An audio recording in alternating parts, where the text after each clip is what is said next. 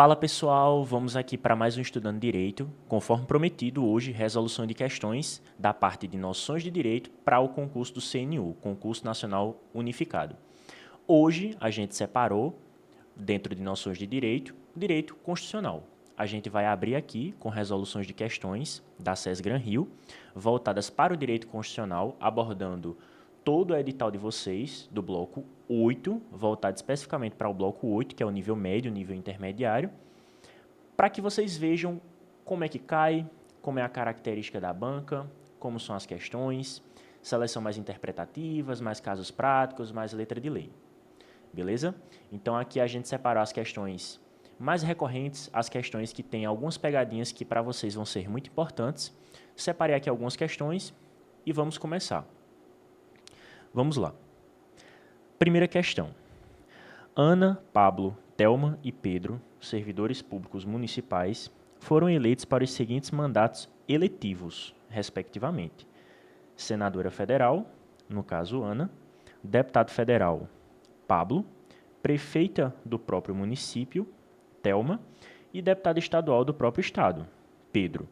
Nessa situação hipotética, à luz da Constituição Federal de 1988, todos esses servidores serão afastados dos respectivos cargos públicos, sendo facultado optar pela remuneração somente a. Vamos lá. Aqui a gente tem uma situação tranquila, cai bastante em prova, principalmente provas de direito constitucional nível médio, porque está ali no início da Constituição. E eu vou colocar aqui as personagens para que vocês entendam bem. Ana, Pablo, Thelma e Pedro. O que é que eles são? Eles são servidores públicos municipais, certo? Eles foram eleitos para um cargo eletivo, ou seja, um cargo político. E o que é que vai acontecer com eles? Eles vão poder permanecer no cargo? Eles serão afastados do cargo? Né? Como é que a Constituição ela descreve essa situação? Vamos lá. Qual é a regra? Cargos federais, estaduais, todos, sem exceção, o servidor público, o cara que já tinha passado em prova, que ele estava servindo, ele será afastado obrigatoriamente, certo? Ele não vai poder sequer optar pela remuneração. Então, essas pessoas aqui, o que é que vai acontecer com elas? Elas serão afastadas. E elas não vão poder optar pela remuneração. Vai estar bloqueada aqui a remuneração delas. Elas vão ter que ser eleitas, elas vão ter que servir e usar o dinheiro que elas tiverem e obtiverem do cargo eletivo, certo? No caso agora da galera eleita no âmbito municipal, a gente tem uma característica, a gente tem uma diferença. Prefeito, eu vou colocar aqui, prefeito, só a siglazinha, ele vai ser afastado. Ele vai ser afastado também. Mas qual é a característica? Ele vai poder optar pela remuneração. Ou seja, ele era servidor público municipal, então ele vai poder optar. Ou ele vai continuar recebendo a remuneração dele, que era servidor público municipal, ou ele opta por receber a remuneração enquanto ele era prefeito. Ele pode optar. O que for maior para ele, ele vai utilizar. E no caso de vereador, eu vou colocar aqui vereador, né? Não tem aí, mas eu vou colocar vereador porque aparece bastante. Bora lá. Vereador, ele vai poder exercer ao mesmo tempo, simultaneamente, o cargo de vereador e de servidor público municipal, se houver compatibilidade de horário. Ele vai ser afastado? Não. Ele vai poder exercer tanto o cargo público dele, como o cargo eletivo dele, se for compatível o horário. Por exemplo, ele trabalha de manhã na administração pública e as sessões plenárias do Legislativo vai ser pela tarde. Ele pode? Pode. Quando é que ele vai ser afastado? Quando houver incompatibilidade de horário. Quando não for possível ele conseguir gerir esse horário, porque aí a administração pública ela não pode sair em prejuízo. Então, o vereador, ele não será afastado via de regra. Não será afastado. Quando? Quando ele puder exercer ao mesmo tempo esses cargos. Beleza? A nossa questão ela não foi para vereador, mas vocês anotem aí que vereador, via de regra, não é afastado se tiver compatibilidade de horário. Se tiver compatibilidade de horário, ele não será afastado, certo? Prefeito, ele vai ser afastado? Vai. Cargos federais e estaduais, ele vai ser afastado? Vai. Porém, no caso de prefeito, ele vai ser afastado, mas ele pode optar pela remuneração, que é isso que a questão pede. Serão afastados dos respectivos cargos, sendo facultado optar pela remuneração somente quem? Somente quem é o prefeito. Nesse caso aqui, quem era o prefeito? A senadora era Ana. Thelma era a prefeita. Aliás, Pablo, né? Thelma era a prefeita. O deputado federal é Pablo e Thelma era a prefeita. Então, nesse caso aqui, prefeita, quem seria? Thelma. Como Thelma é a prefeita, ela vai ser afastada do cargo e ela vai poder optar pela remuneração do cargo público ou do cargo eletivo. Então, gabarito aí para vocês é a alternativa E. Thelma. Beleza? Cai bastante esse tipo de questão aqui. Quem é que vai ser afastado? Quem é que não vai? Quem é que é facultado a optar pela remuneração? Quem vai ter que ser afastado e não vai poder optar pela remuneração? É bem comum esse tipo de questão. Questão 2. Em razão de duas situações concretas, João viu-se obrigado a ingressar em juízo com as ações constitucionais de mandado de segurança, MS, e habeas data, HD. Apesar de não ser hipossuficiente, logo não se enquadrando no conceito de pessoa reconhecidamente pobre, João questionou seu advogado sobre a necessidade de pagar custas ao Poder Judiciário para que as ações pudessem ser conhecidas e julgadas. De acordo com a Constituição da República, o advogado respondeu corretamente que essa questão é bem simples. A nível teórico, eu vou falar para vocês quais são as ações constitucionais, porque nessa questão veio o mandado de segurança e habeas data. Em outras pode vir habeas corpus, pode vir mandado de injunção, pode vir uma ação popular, pode vir um mandado de segurança coletivo, né? Então eu vou abordar aqui todas com base no que ele pede para que vocês anotem. A gente tem o habeas corpus, o habeas data, o mandado de segurança e o mandado de injunção. Essas são as clássicas, tá? A gente tem outras ainda, mas essas aqui é 90% questão de prova. Aquelas que começam com H, habeas corpus, habeas data, você não tem custas processuais. Então eu vou colocar aqui, não tem custas processuais. A pessoa ingressa de maneira gratuita. E as que tem M? As que tem M você vai ter que pagar. Mandado de segurança tem que pagar quando entra na justiça? Tem custas processuais. Mandado de injunção tem que pagar? Tem que pagar. Então memoriza, as que tem o Hzinho aí, habeas corpus e habeas data, não precisa pagar.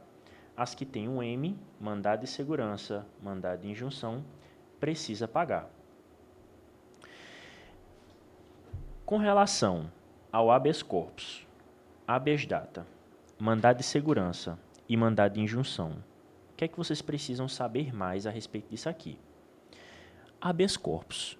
Quando é que você impetra um habeas corpus? Normalmente vocês sabem essa. Habeas corpus é para direito de ir e vir. A pessoa ela é presa de maneira ilegal, sem um devido processo legal, ela é presa de maneira extemporânea, ou seja, ela é presa fora do flagrante, sem uma ordem judicial. Então, é para tutelar aí o direito de ir e vir. Direito de ir e vir. O habeas data. O habeas data, você vai impetrar toda vez que você precisar de uma informação sua que esteja no banco de dados da administração pública e ela não quiser lhe fornecer.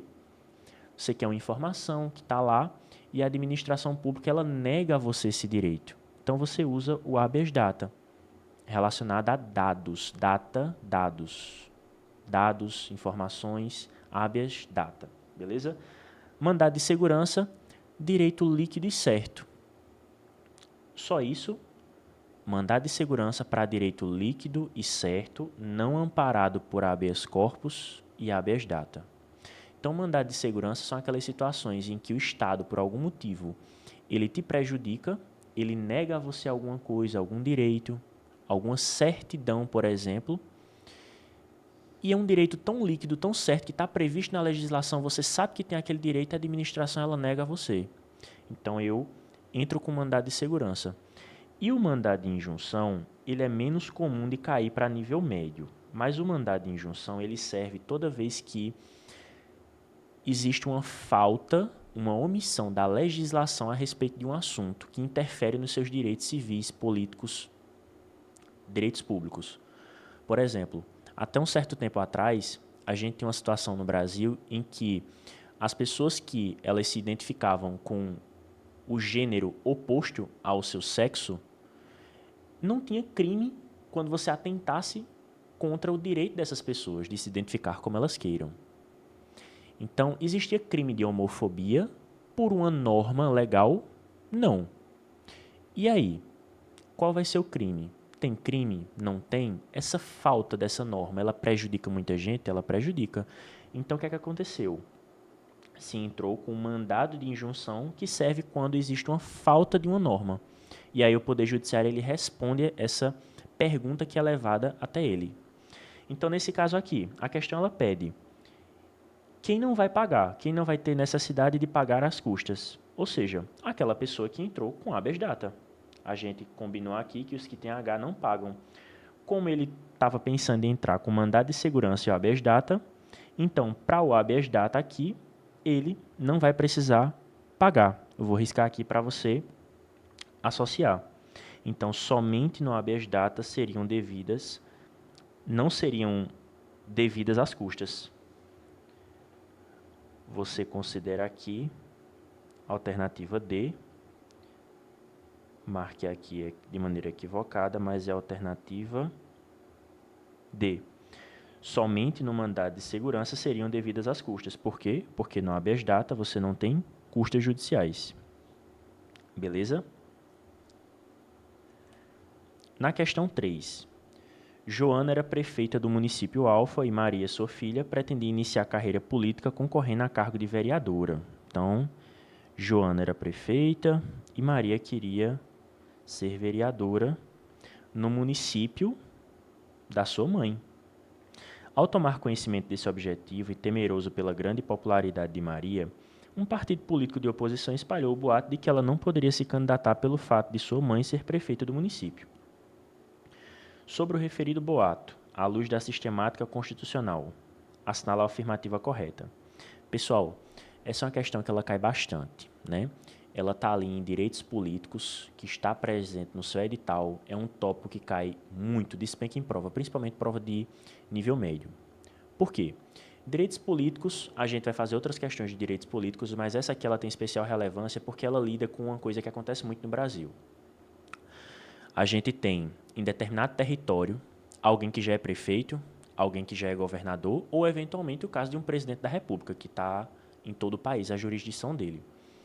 E aí os seus filhos, os seus parentes, eles vão poder concorrer a algum cargo? Será que isso não seria desigual? Porque às vezes o cargo principal ele tem grande popularidade, seria fácil eleger outros parentes, porque a galera iria votar nessas pessoas?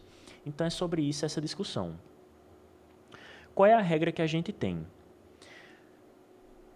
Os parentes em linha reta e colateral, linha reta, ascendente e descendente, em linha colateral, primos, sobrinhos, tios, até segundo grau, eles não vão poder ser eleitos no território de jurisdição do titular. Então, por exemplo, Joana não é prefeita no município Alfa. Joana é quem? Joana, como a gente viu aqui, é a mãe de Maria. Ela é a mãe. Ela é a mãe de quem? De Maria. Vou gravar aqui para você colocar. Filha. Ela já é prefeita no município Alfa. E Maria, que é a filha, quer se candidatar a vereadora no município Alfa, no mesmo município, no território de jurisdição do titular, que é quem? Joana, que é a atual prefeita. Maria vai poder se candidatar e eventualmente vencer e exercer o cargo de vereadora nesse município que a mãe dela é prefeita. Como a gente viu, não. Por quê? Repetindo, porque parentes em linha reta e colateral até segundo grau não poderão ser eleitos no território de jurisdição do titular. Beleza? Vamos para as alternativas. A. Os parentes dos detentores de mandato eletivo, salvo se candidatos à reeleição, são inelegíveis. Olha só, essa alternativa aqui, ela está dizendo que todos os parentes detentores de mandato eletivo são inelegíveis naquele território. São todos os parentes ou são os parentes em linha reta e colateral até segundo grau? Até segundo grau, não é qualquer parente. Um bisavô, um avô, é até segundo grau? Passou de segundo grau? Se passou de segundo grau, você vai poder ser eleito. Se é até segundo grau, você não vai poder ser eleito. Então, não são todos os parentes. Aqui é como se a alternativa ela estivesse dizendo que todos os parentes. Todos, não. Até segundo grau. Beleza? B. Maria não pode se candidatar no mesmo território em que sua mãe exerce a chefia do executivo. É exatamente isso. Por quê? Porque Maria é filha. Tem uma relação linha reta. Em primeiro grau, inclusive, né? Então, Maria não pode. Realmente ela não pode. Por quê? Porque a mãe dela já é prefeita, que é a nossa regra constitucional. Tranquilo até aí? C. O princípio democrático obsta que candidaturas sejam proibidas, deixando de ser avaliadas pelo voto popular. Errado. Né? O princípio democrático, especialmente se há uma regra constitucional, ele pode ser relativizado. Então, não é qualquer pessoa, em qualquer tempo, em qualquer situação, que pode ser eleita. Se eu já tenho o meu pai, que é presidente da República, por exemplo, eu não vou poder me candidatar. Não posso me candidatar. Beleza? D. Os poderes executivo e legislativo são independentes, de modo que a situação de Joana não poderia obstar à candidatura de Maria. Sim, os poderes executivo e legislativo eles são independentes. Porém, não há nenhuma proibição para que a Constituição ela limite os próprios poderes da República. Aliás, é algo que acontece a Constituição inteira. Né? A Constituição ela limita os poderes. Então, mesmo eles sendo independentes, eles não têm soberania. Eles não são absolutos. Né? Quem é soberano? É a República Federativa do Brasil, não são os poderes executivo, legislativo e judiciário. Beleza? Então, a alternativa B. Questão 4. Segundo prescreve o texto constitucional, o prazo de validade do concurso público será de... Essa daqui é uma questão sobre o artigo 37 da Constituição, que vai começar a sua vida em administração pública. Pois é. No seu edital de direito constitucional, do artigo 37 até o artigo 41, a Constituição vai falar sobre a administração pública. Eu tenho uma séria desconfiança que esse artigo 37 até o artigo 41 vai ser objeto de prova para vocês de maneira preponderante. Por quê? Porque é uma prova de nível médio. Cai bastante em qualquer nível, principalmente em nível médio, porque são questões mais simples, né? Elas têm uma fácil associação. Esse caso aqui que eu coloquei é uma questão da SES Gran Rio. E ela tem uma pegadinha. Ela tem várias pegadinhas, na verdade, que muita gente não se atenta numa primeira leitura. Então, vamos ler. Prazo de validade de concurso público. Como é a regra? Qual é o prazo de validade de um concurso público? Eu passo num concurso. Esse concurso ele vai ter um prazo, porque senão era bom demais. Você passava num concurso e ele ficava vigente até o fim da sua vida.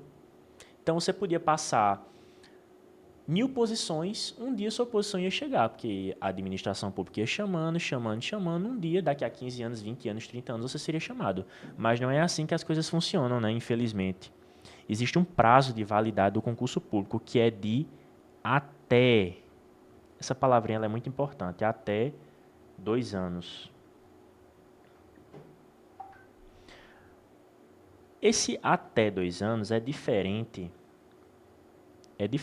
de dizer 2 anos. Se eu digo que o prazo de um concurso é de 2 anos, é 2 anos fechado. Por exemplo, a gente vai ter o edital do CNU, concurso 2024.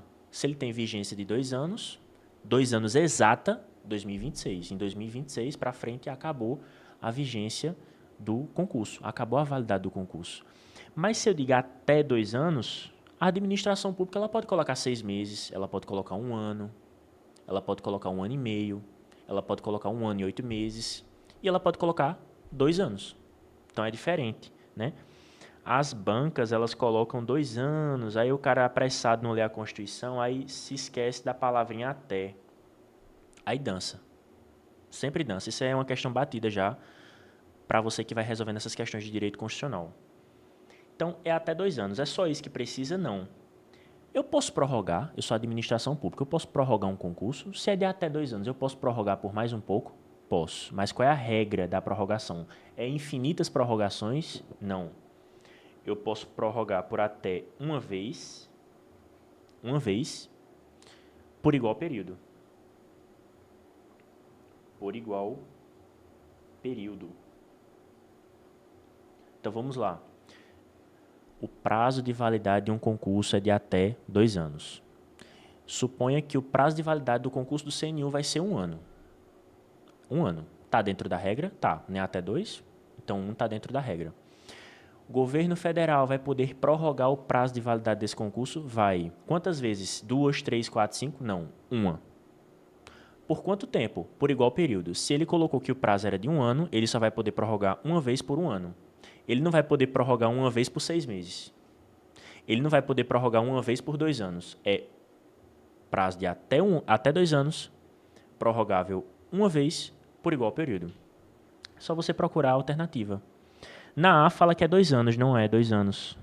A gente comentou essa pegadinha, não é 2 anos. Então já exclui.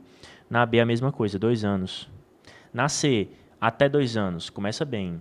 Podendo ser prorrogado por períodos iguais ou não? Não. Ou não. Tem que ser períodos iguais. D, 2 anos, não pode. E, até 2 anos, prorrogável apenas uma vez por igual período. Pronto. A gente achou a alternativa aí a respeito do prazo de validade de concurso, que cai bastante, né? Artigo 37 ele cai inteiro, né, na sua prova, mas essa questãozinha aqui ela é uma pegadinha que ela vem sendo cobrada e César Gran Rio ela gosta dessas pequenas pegadinhas aí em uma palavra ou outra. Beleza? Questão 5. De acordo com o texto constitucional, a irredutibilidade do salário. Irredutibilidade do salário é direito dos trabalhadores urbanos e rurais. Tem as alternativas. Essa questão aqui ela vai falar do artigo 7º da Constituição, beleza? Vai cair na sua prova o artigo 7º, do artigo 6º até o artigo 11, o tema é direitos sociais. Então, lazer, né, previdência social, moradia, alimentação, transporte, tudo são direitos sociais. Artigo 6º ele fala isso. No artigo 7º, a gente tem os direitos dos trabalhadores urbanos e rurais.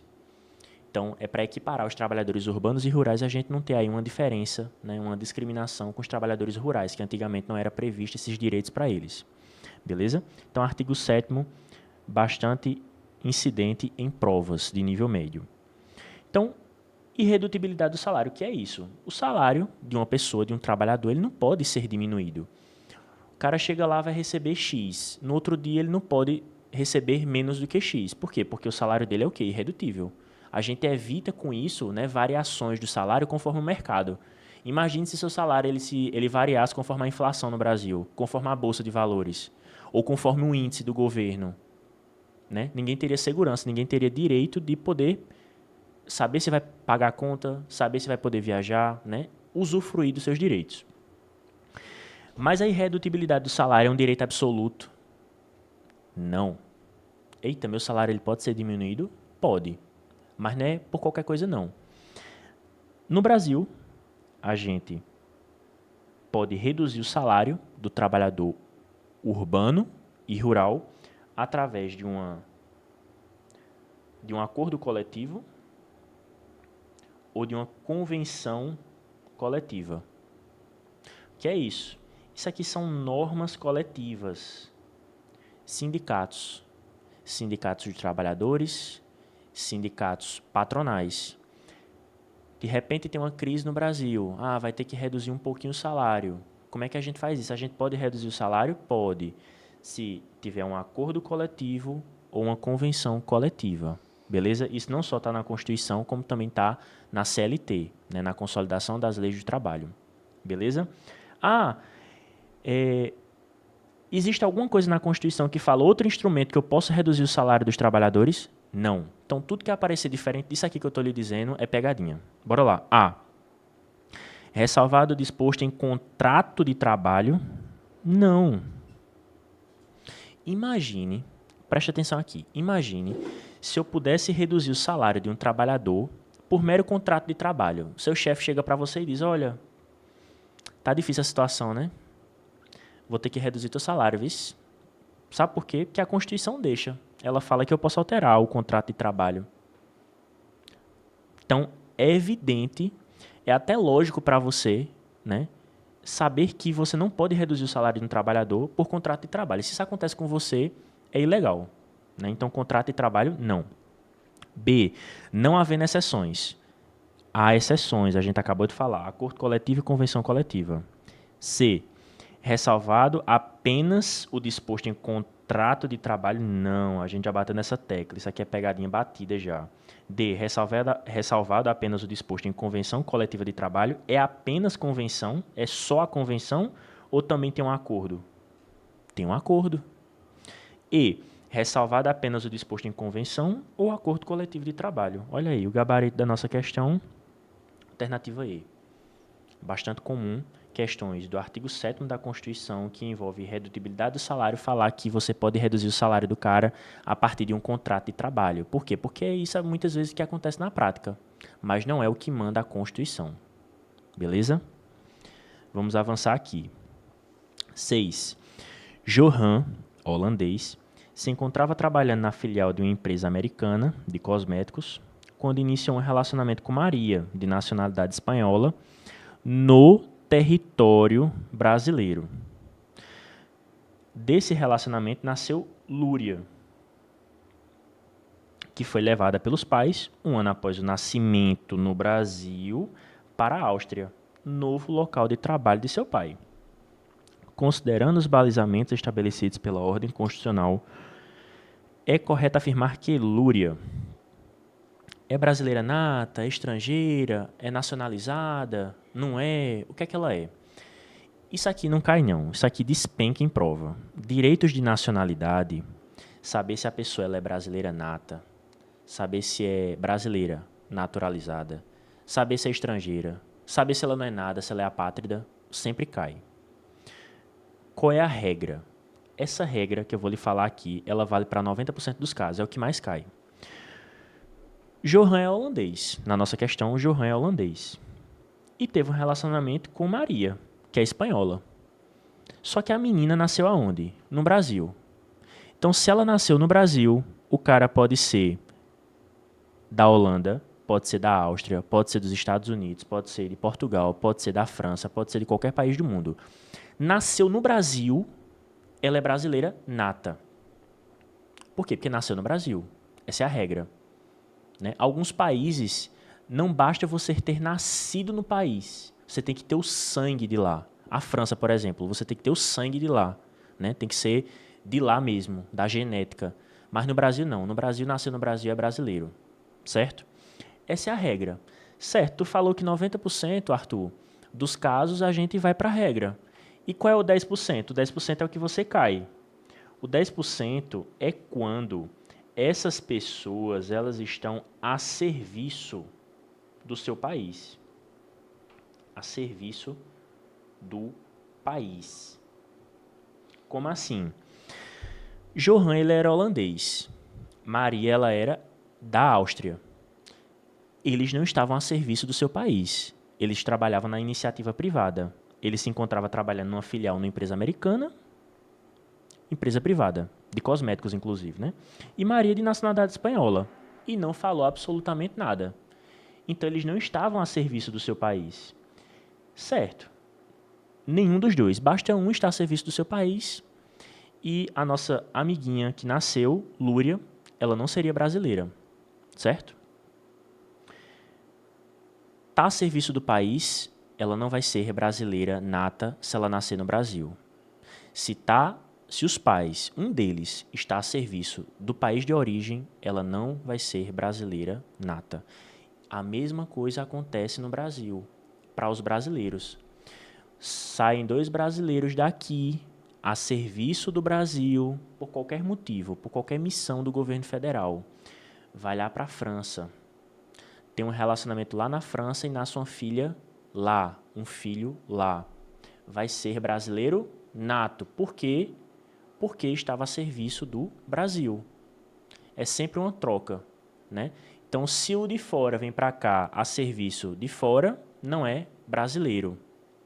Se o daqui vai para lá a serviço daqui, então ela vai ser brasileira. Por quê? Porque estava a serviço daqui. Então, sempre se atenta à palavra. Procure sempre nessas questões se um dos dois estava a serviço do país. Se não estava, a nacionalidade é de onde ele nasce. Literalmente, é de onde ele nasce. O local em que ele nasceu, que foi no Brasil. Está muito claro aqui, ó, no Brasil. Beleza? Então, Lúria, ela é o quê? Brasileira nata. Né? Não há nenhuma dúvida. Ela é estrangeira na B? Não. Ela não é estrangeira. Seria estrangeira se os pais estivessem a serviço de fora, né? Ou da Holanda, no caso aqui de Johan, ou da Espanha, no caso de Maria. C. É brasileira naturalizada? Não, não é brasileira naturalizada. Ela é nata. Ela não se naturalizou, não foi um processo em que ela pediu alguma coisa. Ela é nata, ela nasceu daqui. Né? Ela nasceu aqui. D. Pode optar pela nacionalidade brasileira ao completar 18 anos de idade, desde que venha residir no território brasileiro. Não é que ela pode optar pela nacionalidade brasileira. Ela é nacional brasileira nata. Então, ela não... E é brasileira nata desde que os seus pais tenham optado por lhe atribuir essa nacionalidade antes de Lúria completar 18 anos. Não, não é desde que. Ela é brasileira nata. Por quê? Porque ela nasceu no Brasil. Não é porque os pais dela vão optar depois, quando tiver 18 anos, por repatriá-la. Não. Ela é porque ela nasceu aqui. Beleza? Então, alternativa A. 7ª questão. Vamos lá. Essa aqui é uma questão típica de SES Gran Rio. Vai colocar um comando de uma questão e vai perguntar qual é o princípio que se aplica. Então, inclusive entre as alternativas, os princípios eles vão ser muito parecidos. Então você vai ver como é que ela cobra. Vamos lá. Após o encerramento da construção de uma escola municipal, a muito aguardada pela população local, a administração pública busca a realização de publicidade quanto à obra finalizada. Instada pelo prefeito da municipalidade, a Procuradoria apresenta parecer técnico afirmando que a publicidade da obra deverá ter caráter educativo, informativo ou de orientação social. Guarde isso aqui. Dela não podendo constar nomes, símbolos ou imagens que caracterizem promoção das autoridades ou servidores públicos envolvidos. Nesse cenário, o parecer técnico da Procuradoria Municipal tutela o princípio constitucional da... Pessoal, esse princípio que caiu nessa questão é o princípio predominante em qualquer prova de administração pública, no sentido, o termo administração pública, do 37 ao 41, é o princípio que mais cai. Então é bom, inclusive com essa mesma questão. O prefeito de não sei de onde, o governador de não sei de onde, o presidente da república fez uma obra. E aí ele queria que na publicidade colocasse o nome dele. Pode? Não pode. Por exemplo, não acontece no Brasil, né? Não acontece. Isso é só uma questão hipotética, né? Um prefeito, ele faz uma obra no município de Sousa. Sousa é um município da Paraíba. Faz uma obra. Ele pode dizer que a obra é da prefeitura de Sousa? Pode. Nenhum problema, né? Inclusive tem muito cartaz. Obra de Sousa, obra do governo estadual, obra do governo federal. Isso aí ele pode, nenhum problema. Ele está atribuindo a obra, né, à pessoa jurídica, ao município, ao estado ou à União. Agora, o prefeito, nessa obra, ele pode colocar o nome dele. Ele pode colocar o nome dele. Ele pode colocar a imagem dele, que a gente vê bastante, né? A gente vê bastante a imagem do prefeito ao lado de uma obra, num cartaz lá, né? Ele pode colocar algum símbolo que remeta a ele, né? O cara é conhecido por um símbolo que ele faz com as mãos, né? Que remeta, que você não tenha dúvida que é para aquele candidato ou aquele prefeito. Não pode. Não pode colocar o nome dele, não pode colocar a imagem dele, nem o símbolo dele. Por quê? Porque não foi ele que fez. Foi o município, foi o Estado ou foi a União. Só. Qual é o princípio constitucional que é tutelado quando você obedece esse regramento ou quando você desobedece esse regramento? É o princípio da impessoalidade. Impessoalidade. Por que a impessoalidade? Impessoal. Impessoal. Não pessoal. A obra não é pessoal, ela não é minha. Né? Eu não tirei do meu bolso, né? Eu tirei dos cofres públicos. Então eu não posso atrelar a minha pessoa. Por isso que é impessoalidade. Tem mais de 100 questões, se você procurar, não só da Ciência Gran Rio, de qualquer banca séria, falando essa mesma coisa aqui. Uma administração pública foi lá, fez uma obra, colocou o nome, o símbolo, a imagem do prefeito, do governador, do presidente da república. Pode? Não pode, porque fere o princípio da impessoalidade. Beleza? Só comentando as outras rapidinho, princípio da proporcionalidade é um princípio constitucional? É, mas é um princípio constitucional implícito, tá? Você pode procurar aí na Constituição, nas 250 artigos da Constituição, você não vai encontrar. É um princípio implícito. A doutrina entende que ele está ali dentro do devido processo legal, que é um princípio explícito do artigo 5º da Constituição. Tá? Mas não é o caso aqui. Princípio da juridicidade é um princípio, também, mas é implícito também. É um princípio implícito. Ou seja, eventuais ilegalidades, o poder judiciário vai poder trancar, obstar, né, anular. Juridicidade, implícito, não está na Constituição expressamente. Legalidade, é explícito, a legalidade é explícita, mas é o caso aqui? Não. Você não viu aqui nenhum tipo de afronta que ele fala na questão, de maneira específica, afronta a lei, ou que ele fez alguma coisa sem embasamento na lei, então não tem nada expresso aqui. E eficiência é um princípio constitucional? É. Inclusive, eu tenho que dizer a você, porque eu já vi cair bastante, inclusive uma questão da SES Gran Rio, que eficiência é o último princípio que foi inserido no artigo 37. No artigo 37, você lembra que é o LIMP, né? Legalidade, impessoalidade, moralidade, publicidade e eficiência. Essa ordem aqui, ela não é aleatória, não. Ela tanto é para você decorar LIMP, né? Como o E de eficiência, ele denota que a eficiência foi o último princípio do artigo 37 que foi inserido na Constituição. Como assim? Legalidade, impessoalidade, moralidade e publicidade vieram já na Constituição de 88. Em 1988, quando foi promulgada a Constituição de 88, em 5 de outubro, tinha esses princípios aqui já estava lá. Esse princípio da eficiência, ele chegou por emenda à Constituição. Quando? Em 98, 10 anos depois. Aí foi inserido. Tem questões que falam qual é o princípio constitucional da administração pública expresso que foi inserido depois, que não veio junto da Constituição. Aí você não sabe. Aí você perde uma questão que é simples e que cai toda hora. Beleza? Então, no caso dessa questão, alternativa B, impessoalidade. Questão 8. Ao estabelecer o Supremo Tribunal Federal que não deve ser admitida a prerrogativa de foro para ex-ocupantes de cargos públicos, está sendo aplicado fundamento constitucional. Você vai marcar esse fundamento aqui 2 vezes. Eita, Arthur, o edital é de nível médio, é de nível intermediário. Aí a questão está falando de Supremo Tribunal Federal. Aí vai cair jurisprudência. A questão não é de jurisprudência, pessoal. A questão não é de jurisprudência. Obviamente, jurisprudência é só para quem faz prova de nível superior.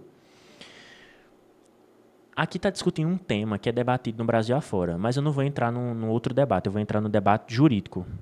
Prerrogativa de foro. O que é prerrogativa de foro? Você tem que entender o que é prerrogativa de foro para você responder a questão, senão você vai ficar voando. Prerrogativa de foro. O que é prerrogativa de foro? Prerrogativa de foro é quando... Preste bem atenção aqui. Prerrogativa de foro é quando determinadas autoridades no Brasil, pela importância que elas têm, elas vão ser processadas Não em primeira instância ali, com o juiz, que é só um ali na varazinha dele, lá no interior de Campina, aqui em Campina, ou lá no interior de Souza, no interior da Paraíba. Ele não vai ser processado ali, na primeira camada. Ele vai ser processado ou no Tribunal de Justiça, ou no STJ, ou no STF, ou no TRF, né? Por quê? Para evitar que ele seja julgado por uma só pessoa.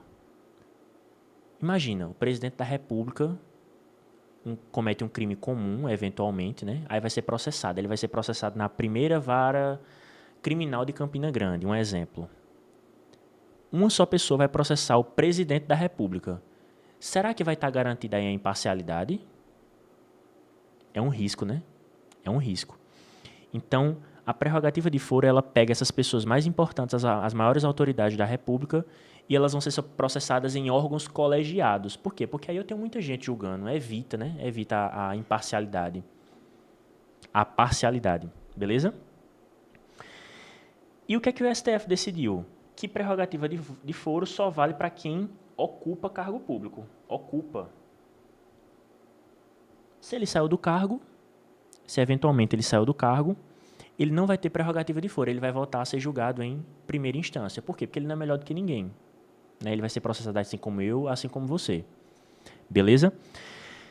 E pede, está sendo aplicado o fundamento constitucional. Aí você olha fundamento constitucional e pensa, deve ser alguma coisa que está dentro da Constituição. Não, essa palavra aqui, fundamento constitucional, toda vez que você vê fundamento constitucional, ele está falando do artigo 1º da Constituição. Artigo 1º da Constituição. Se não tiver lá, não é fundamento constitucional. Legalidade é um fundamento constitucional? Não. Por quê? Porque não está no artigo 1º. Legalidade é um princípio constitucional, mas não um fundamento, porque fundamento é tudo que está no artigo 1º. Certo, e quais são os princípios que estão no artigo 1º? Tem uma técnica mnemônica, né? Só, se, di, va, plu. Só se di, va, plu. Só se di, va, plu. Soberania, cidadania, dignidade da pessoa humana, valores sociais e da livre iniciativa, pluralismo político. Soberania, cidadania, dignidade da pessoa humana, valores sociais e da livre iniciativa e pluralismo político. São esses princípios aqui. São esses fundamentos constitucionais. Tem mais algum? Tem. Tem um que você nunca repara, porque não está lá nos incisos, né? Ele está no caput. O que é o caput? É o textozinho que está lá do lado do artigo. Que é qual? A República. Então é República. Federativa é uma federação. Do Brasil, formada pela união indissolúvel da União dos Estados, do Distrito Federal e dos municípios, constitui-se em Estado democrático, democracia, de direito, e tem como princípios fundamentais só se diva plu. Aí o povo pensa que é só se diva plu, aí esquece que tem a república, que tem a federação e que tem a democracia. Beleza? Então, qual é o fundamento constitucional que eu ataco quando eu garanto prerrogativa de foro para quem é ex-ocupante de cargo público no Brasil? É isso que a questão quer. Qual é o fundamento? É a república, pessoal. República, preste atenção aqui, república. O que é república? Ré é coisa. Res, no direito, quando você vê a palavra ré, vem de res, né? Que é coisa, pública, coisa pública. Então, tudo é do povo. Então, eu ataco uma república quando eu coloco pessoas que não são ocupantes de cargo público para ter prerrogativa de foro. Por quê? Porque eu tô atacando aquilo que é do povo. Eu estou atacando aquilo que é para ser do povo, pelo povo e para o povo. Entendeu? É república. Por que não pode ser igualdade? Caramba, igualdade, mas ataca a igualdade. Ataca, na minha opinião, ataca a igualdade, mas a igualdade não está no artigo 1º. A igualdade é um princípio que está no artigo 5º, pessoal, da Constituição. Está no artigo 5º. Isonomia é a mesma coisa de igualdade, é só um nomezinho mais técnico, isonomia. Está Está no artigo 5º, é a mesma coisa de igualdade. Por isso que não é fundamento constitucional, porque não está no artigo 1º, está no artigo 5º. Cidadania, podia ser cidadania? Podia, porque está no artigo 1º. Faltou só aqui a alternativa. Podia ser dignidade da pessoa humana? Podia, porque está no artigo 1º. Por que não é? Porque cidadania é a participação popular em voto. Via de regra, 90% das questões. O que é cidadania? É a participação popular no voto. O cara que é cidadão quando ele vota. A gente aprende isso, né? Cidadão quando ele participa do processo político, quando ele vota. Mas na questão não está falando nada a respeito disso. Não está falando de que o cara foi impedido de votar, que deixou de votar, que não pode votar. E dignidade da pessoa humana. Não está sendo atacada aqui. Dignidade da pessoa humana.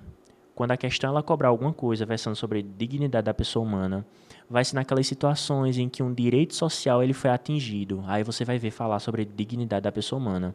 Ah, o cara recebe menos do que um salário mínimo. Ataca a dignidade da pessoa humana. Ah, o cara foi despedido e não teve seguro de desemprego. Vai atacar a dignidade da pessoa humana. Então, podia ser tanto a D quanto a E. Não é porque não tem a ver com o que elas querem dizer. Então, é a alternativa A. Beleza? Cai bastante o artigo 1º, decorar isso aqui, ó. Só, se, diva, plu. E não só República, Federação e Democracia. Beleza? Questão 9, outra questão com a mesma ideia da questão anterior. A mesma, eu coloquei aqui para você brincar com isso aqui. O Supremo Tribunal Federal, ao julgar a constitucionalidade de lei que concedeu passe livre às pessoas portadoras de deficiência, assentou que, dentre os temas constitucionais, ocorreria a realização do fundamento. Se é fundamento, você vai buscar onde? No artigo 1º. Se você for para o artigo 5º, você vai errar. Se você for para o artigo 6º, 7º, 8º, você vai errar. E vai errar com muita certeza, porque parece demais. Ora, se eu digo que o governo concedeu passe livre às pessoas com portadores de deficiência para reforçar a igualdade, errou, porque fundamento, igualdade não é fundamento. Não está no artigo 1º. Entendeu a lógica? Então, bora lá. Autodeterminação é fundamento, está no artigo 1º. É só se, diva, plu. Tem autodeterminação aqui?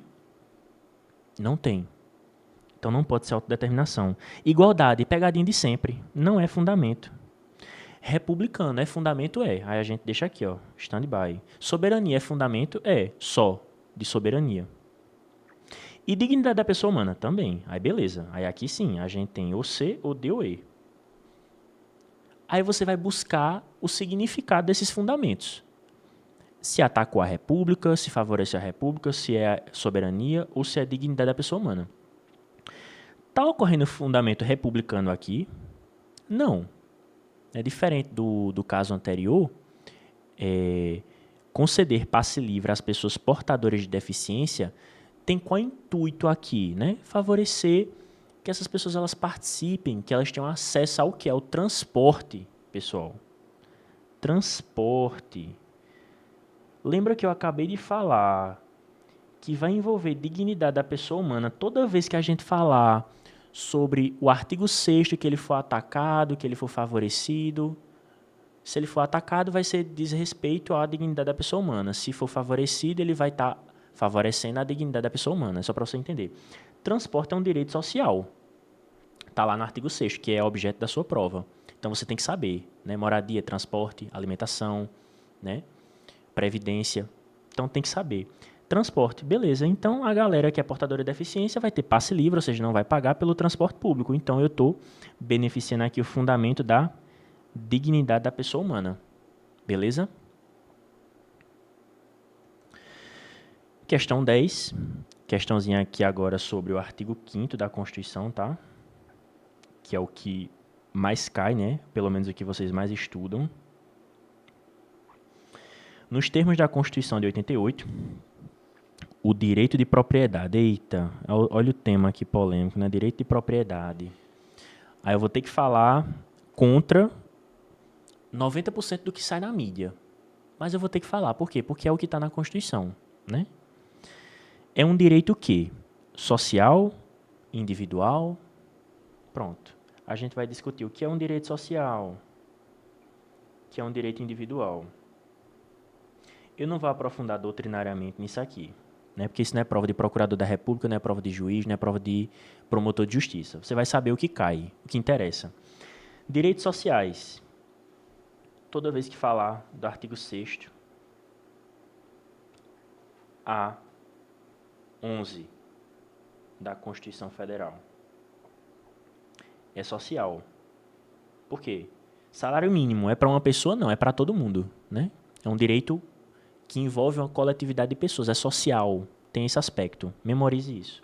Individual. Individual é quando está lá no artigo 5º, olha aí, ó. Artigo 5º. Ah, então quer dizer que só tem direito individual no artigo 5º. Não. Eu estou dizendo que isso é um macete que você vai levar para a prova, porque é isso que cai.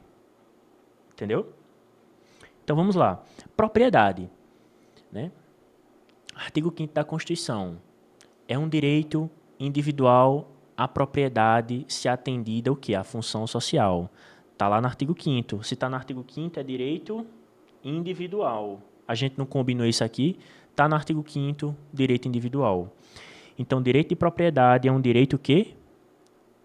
Individual. Então, eu já excluo a A, a B. Aí eu vou ter que discutir a C, a D e a E. Aí é aí que vem a polêmica. Direito de propriedade no Brasil é um direito absoluto ou relativo? Porque se um direito ele não é absoluto, eu vou poder relativizar, vou poder flexibilizar ele. O Poder Judiciário vai relativizar, o Legislativo vai poder flexibilizar. E tudo que você pode flexibilizar, às vezes você pode incorrer em muitas injustiças. Então é por isso a polêmica. E é por isso que você tem que saber o que cai em prova, o que é direito, não o que a mídia fala. Direito de propriedade no Brasil tem que atender o quê? A função social da propriedade. O que é função social? Função social é muita coisa. Mas uma delas, que é o que interessa, é a terra tem que ser produtiva. Se ela não for produtiva, vai poder ser desapropriado. Desapropriado. Desapropriado é o que o Estado faz com a terra de quem é improdutivo, não é invadir terra não. Para você diferenciar, porque inclusive isso é objeto... o que é desapropriação? Desapropriação é quando o Estado vai lá, paga você, a terra é improdutiva, né? E aí ele toma a terra, né? Atendida a função social. Terra produtiva, o cara planta, o cara colhe, é uma família pequena, é isso que quer dizer, função social. Então, se a propriedade ela tem que atender a função social, então é porque ela não é absoluta. Porque se ela for improdutiva, o Estado pode ir lá e tomar. Então, é relativo. Então, inclusive, doutrinariamente falando, corrente majoritária, só para você saber, não existe direito no Brasil que seja absoluto. Não existe direito absoluto no Brasil. Essa é a regra. Tem exceção, uma corrente minoritária, mas isso você não precisa saber. Então, é um direito individual que impede qualquer tipo de intervenção do Estado? Não. Acabei de falar para você que o exemplo clássico é o quê? Desapropriação.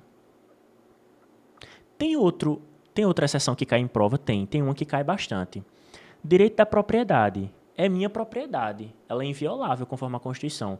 E se eu tiver uma ordem de busca e apreensão para entrar na sua casa? Aí seu direito de propriedade vai impedir que eu, policial, entre na sua casa? Não. Por quê? Porque está previsto na Constituição uma flexibilização. Entendeu? D. Individual absoluto. Não é absoluto, a gente acabou de discutir. Tem que atender à função social da propriedade. E E. Individual relativo. É relativo, beleza. Cabendo ao proprietário respeitar os limites de quê? Da função social, que inclusive foi o que eu lhe antecipei para você resolver essa questão. E essa questão cai bastante. Se não, nesse formato, cai perguntando sobre violação do domicílio. Quando é que eu posso violar o seu domicílio? Com ordem judicial, né, para fazer um atendimento, né? O SAMU, quando ele quer entrar na casa de uma pessoa que está desacordada, ele pode entrar, ele pode pular o muro? Pode. O bombeiro, para apagar o fogo, ele pode? Pode. Então, o direito de propriedade, né, a propriedade em si, né, a moradia, ela pode ser violada. Então, não é absoluto. Beleza? Já chegando no fim, né, questão 11, competência. Competência é um tema complexo, né, na Constituição. Tem diversos incisos, mas eu vou falar com você aqui. Eu já selecionei as questões aqui de maneira proposital, né? Competência material. A competência material para proteção do meio ambiente. na esfera do Poder Executivo, considerando-se disposto na Constituição Brasileira de 88. Eu vou comentar com você uma regra aqui, que ela vale para qualquer questão. Tem 3 competências no Brasil, via de regra, que você precisa saber. A competência que ela é privativa. Aí, comum, concorrente. Isso aqui, quando cai de bolo e ninguém sabe o que é que está fazendo, porque não presta atenção nesse macete aqui. Privativa.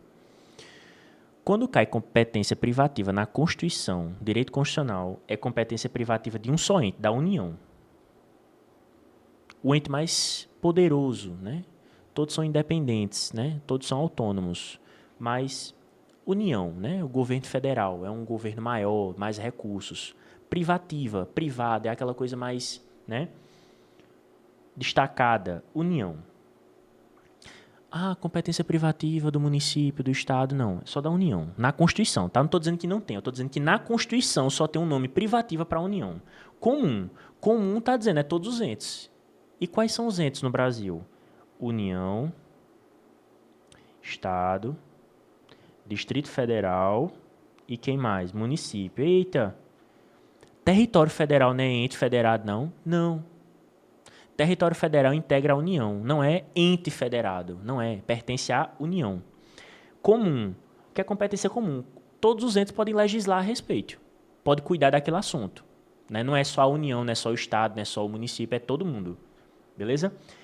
E concorrente. Toda vez que aparecer concorrente na Constituição, só são 3. União, Estado e Distrito Federal. União, vou repetir, Estado e Distrito Federal. Concorrente, são só esses 3. Se aparecer município, está errado. Por quê? Porque está na Constituição. Né? O Constituinte colocou lá. Bora lá. Proteção de meio ambiente no Brasil. É só a União que cuida? Não. É só a União, o Estado e o DF? Não. É a União, é o Estado, é o DF e os municípios. Então, é uma competência o quê? Comum. Porque ela é comum. Ela não era para ser privativa, ela não era para ser concorrente. Podia ser, mas o Constituinte definiu que ia ser comum. Aí a gente obedece o que o Constituinte definiu, que está na Constituição. E essa competência comum está em que artigo? Está no artigo 23. Cai não, despenca em prova. Artigo 23. Artigo 23 é competência comum. Beleza? E concorrente, qual é o artigo? É o artigo 24. E privativa, qual é o artigo? É o artigo 22. E o artigo 21. O artigo 21 é competência exclusiva da União, mas não tem a ver com legislação. Tem a ver com execução de obras públicas. É poder executivo, não é poder legislativo. Mas a gente vai ver mais para frente isso aqui, porque vai cair. Não vai adiantar agora não, para não confundir a cabeça. Então, privativa é a União, comum, todos os entes, já está dizendo, é comum a todos. E concorrente, União, Estado e DF. Beleza? Bora lá. Proteção do meio ambiente é comum. Então, privativa dos municípios, não. Privativa na Constituição é só União. B, comum, atribuída a todos os entes federativos, pronto. Matou a questão, né? C, concorrente, atribuída apenas à União e aos Estados, primeiro, não é concorrente. É comum. Segundo, se fosse concorrente, não seria só União e Estado. Era União, Estado e DF. A gente já combinou aqui isso aqui. D, privativa da União, que pode delegar essa atribuição para os demais entes federativos.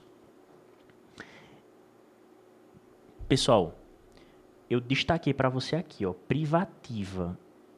É para quem? Privativa é para a União. A União ela pode delegar a competência dela. Mesmo sendo dela a competência, pode. Está na Constituição. Através de lei complementar. Eita, aí está lá na tua prova. A União, competência privativa da União, que pode delegar essa atribuição para os demais entes federativos, né? Aí ele coloca uma vírgula. Tá tudo certo até aqui. Ele coloca através de lei ordinária. Aí tu vai na pressa, afobado. Eita, lei ordinária, ó, vou marcar. Não, não é lei ordinária. Não é medida provisória. Não é resolução. Não é decreto. Não é emenda à Constituição. É o quê? É lei complementar. Pode delegar? Pode, por lei complementar. Beleza? Privativa da União, por lei complementar, ele pode delegar. Então, a alternativa aqui, né? não é privativa da União. E se fosse, poderia delegar? Podia, mas através de lei complementar. Mas é só para reforçar aqui a alternativa que ela não é privativa da União, ela é comum, tá? E exclusiva da União, que não pode delegar essa atribuição para os demais entes federativos, não é exclusiva da União, tá? E exclusiva da União é o que eu falei para você sobre o artigo 21, tá? Artigo 21 são as competências exclusivas da União, ou seja, é aquilo que nem pode ser delegado, nem por lei complementar, nem por lei ordinária, medida provisória, nada, beleza? Então, proteção do meio ambiente no Brasil, comum, né? Se é comum, é artigo 23. Se é artigo 23, atribuído à União, Estado, DF, município, todos os entes federativos, beleza? 12. A competência para legislar sobre seguridade social e previdência social é, olha aí, essa daqui, ela é recorde em cobrança do artigo 22, 23 e 24, tá? É recorde, é a maior pegadinha que a gente tem. Porque aí o cara, meu Deus, o que é seguridade social e previdência? Não é a mesma coisa não, eu pensei que era. Pois é, né? Seguridade social, pessoal, seguridade, só para ficar mais claro para você, tá? Isso não é objeto de prova, não, porque tá lá na ordem social, que é os últimos artigos da Constituição, mas é só para você saber. Seguridade social é um termo mais amplo do que previdência. Por quê? Porque seguridade, ela envolve três coisas: previdência, ela envolve saúde e ela envolve assistência social. Certo? Então, previdência é um tema mais amplo, né? Então, bora lá. A competência para legislar no Brasil sobre seguridade social é quem? Da União. Por quê? Por dois motivos. O primeiro, porque está na Constituição. Ela podia muito bem ter atribuído a todos os entes federativos, mas ela optou por colocar só para a União. Então, a explicação, não tem uma explicação, é porque o Constituinte quis. Mas saiba que seguridade, que é mais amplo, que envolve previdência, saúde e assistência, é da União. E previdência social, que é menor, né? Quem é que pode legislar? Aí sim, aí aqui a competência, ela é concorrente. Por que é concorrente? Porque quem é que pode legislar se ela é concorrente? União, Estado e Distrito Federal. Por isso que tem Estado que legisla sobre previdência social, né? De determinadas polícias, por exemplo. Ou de determinados técnicos judiciários, por exemplo, né? Tem estados que legislam sobre previdência por isso. Porque é concorrente. O Estado pode. O DF pode. A União pode. Né? Então, bora lá. A, é privativa da União. Os dois é privativo da União? Não. Só um deles, né? B, comum? Não. Não é comum. E outra, se fosse comum, não seria só União, Estado e DF. Seria quem também? Município. Lembra? Comum, que é todo mundo. C, concorrente da União, dos Estados e do DF. Não. Porque tem uma que é privativa, que é só da União, e tem outra que é concorrente. Entendeu? Então não pode ser só uma resposta. D, concorrente da União, dos Estados, do DF e dos municípios. Não é concorrente. E se fosse concorrente, não tinha município. Tinha só União, Estado e DF. E E, privativa da União e concorrente da União, dos Estados e do Distrito Federal. É privativa para a Seguridade e é concorrente para a Previdência Social. Alternativa E. Beleza? Aqui eu não coloquei que é privativa, porque eu já tinha anotado antes, mas eu vou colocar aqui, privativa, né? Por quê? Porque é a União, concorrente porque é a União, Estado e DF. Avançando. São direitos dos trabalhadores urbanos e rurais. Aqui é o artigo 7º, de novo, olha. Ah, eu coloquei todas as principais pegadinhas aqui, né, nessa questão. Isso é uma questão adaptada, tá? É uma questão adaptada. Eu coloquei todas as principais pegadinhas do artigo 7º, porque aí você revisa logo tudo. A. Relação de emprego protegida contra despedida arbitrária ou sem justa causa. Sim. Nos termos da lei ordinária. Lei ordinária não, hein? Lei complementar. Lei complementar. Então a A está errada por causa disso. B. Seguro-desemprego é um direito dos trabalhadores urbanos e rurais? Sim. Em caso de desemprego, eu vou fazer uma pergunta a você. É uma pergunta óbvia. Bora ver se você sabe. Seguro-desemprego é em caso de desemprego? Não. Seguro-desemprego é em caso de desemprego involuntário. Porque você pode estar desempregado porque você pediu demissão.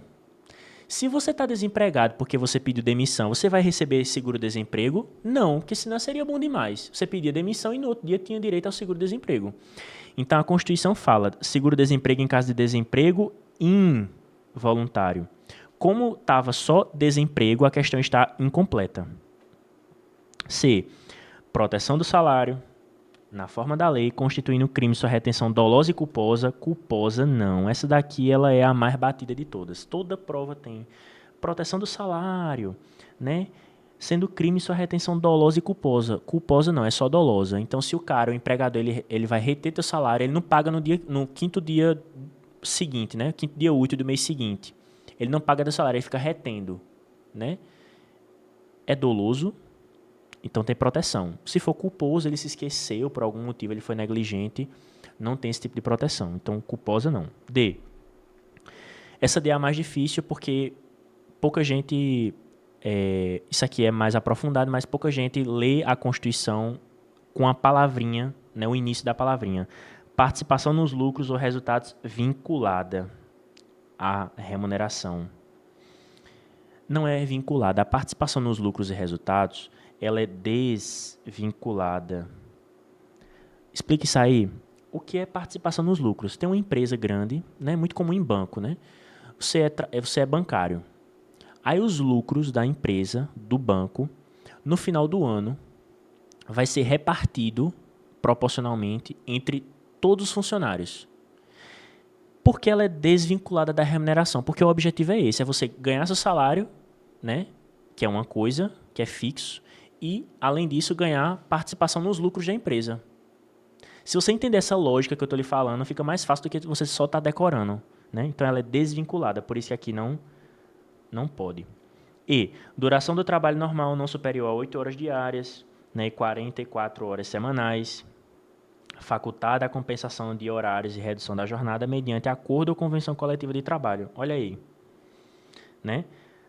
Todo mundo sabe que a duração do trabalho no Brasil é de 8 horas, via de regra, né? Aí aqui, graças a Deus, por eliminação, você podia resolver 44 horas semanais, ou seja, o cara trabalha 8 horas de segunda a sexta e mais 4 horas no sábado, que é bastante comum também, né? Você deve conhecer alguém que trabalha assim, inclusive você. Em algumas provas, eles podem colocar a mesma alternativa e colocar 40 horas semanais, só que 40 horas semanais não é da Constituição, é da Lei 8.112. Né? É a Lei 8.112. Então, cuidado aqui. É 8 horas e 44 horas semanais. Então, 8 horas por dia e 44 horas ao todo. 14, penúltima questão. Né? São privativos de brasileiro nato. Os cargos, exceto. Então, todas as alternativas aqui vai ser para brasileiro nato, com exceção de uma. É isso que você tem que saber. Tá? Existem alguns cargos no Brasil, pessoal, que só quem é brasileiro nato... Lembra que a gente falou de Lúria? Teve uma questão lá que ela nasceu no Brasil, que ela era filha de pais que um era da Holanda, o outro era da Espanha. Ela é brasileira nata, porque ela nasceu no Brasil, é uma regra. E não estava a serviço do serviço do seu país, os pais, né? Mas tem alguns cargos no Brasil que, pela importância, eu só posso atribuir a quem é brasileiro, brasileiro mesmo, para evitar comprometimentos diplomáticos. Né? Imagina um presidente da República que é estrangeiro. O cara é presidente do Brasil, mas é chileno. Não dá, né? Não dá. Nenhum problema com relação a outros cargos públicos, né? Tem muita gente que passa em prova, é estrangeiro e vai assumir o cargo. Por quê? Porque não tem problema. Mas alguns cargos no Brasil, né?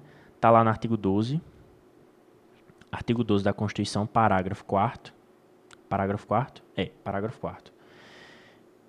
Cargos privativos de brasileiro nato. Quais são? Bora lá revisar. A. Vice-presidente da República é tanto PR, tanto presidente, quanto o vice-presidente da República. Muita gente não se lembra do vice-presidente da República. É por isso que eu coloquei aqui vice-presidente. Porque se fosse presidente era fácil. E o vice? Também tem que ser brasileiro nato. B. Presidente do Senado. Tem que ser nato. O presidente do Senado, o presidente da República e o presidente da Câmara tem que ser nato. Tá? Então, presidente do Senado também. C. Presidente da Câmara. Também é nato. D. Ministro das Relações Exteriores. Aí é aqui que é a pegadinha clássica, né? Eu coloquei já por causa disso.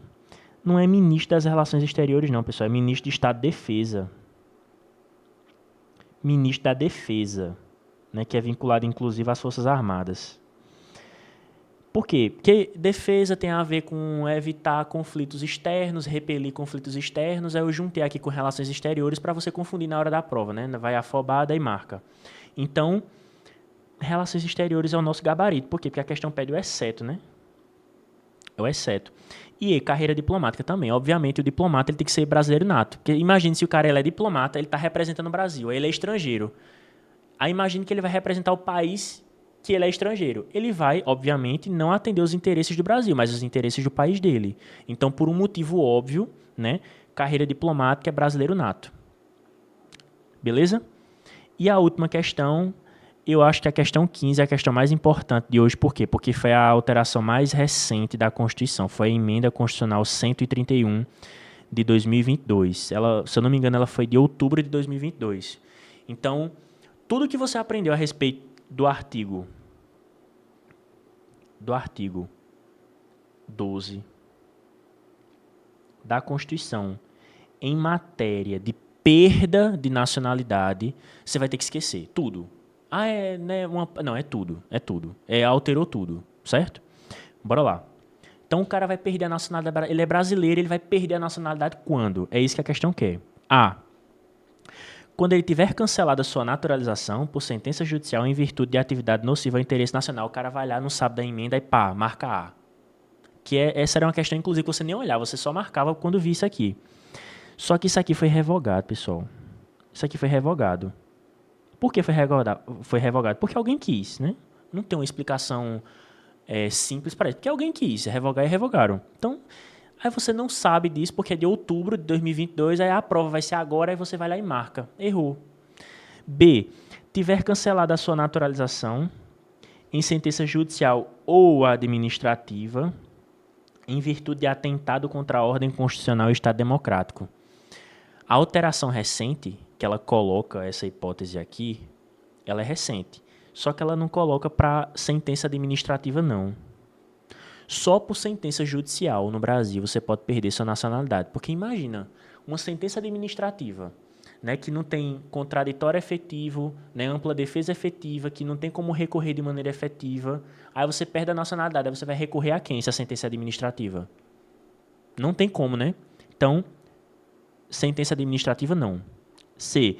Fizer pedido expresso de perda de nacionalidade brasileira perante a autoridade brasileira competente, ressalvadas situações que acarretem a apatridia, né? O cara que não tem nacionalidade. Eu nunca vi isso, mas é o que está hoje na Constituição, né? Tirou os dois que a gente tinha e colocou essa hipótese aqui. Então o cara, ele não quer mais ser brasileiro, ele pede lá, né? E ele vai deixar de ser brasileiro. Deixa eu só colocar aqui a alternativa E. Adquirir outra nacionalidade, salvo nos casos de reconhecimento de nacionalidade originária pela lei estrangeira. Bora lá. Vai ser declarada a perda de nacionalidade do brasileiro que ele adquirir outra nacionalidade, salvo nos casos de reconhecimento de nacionalidade originária pela lei brasileira. Antigamente essa também era uma hipótese. Tanto a A quanto a E eram hipóteses de perda de nacionalidade até um dia desse, né?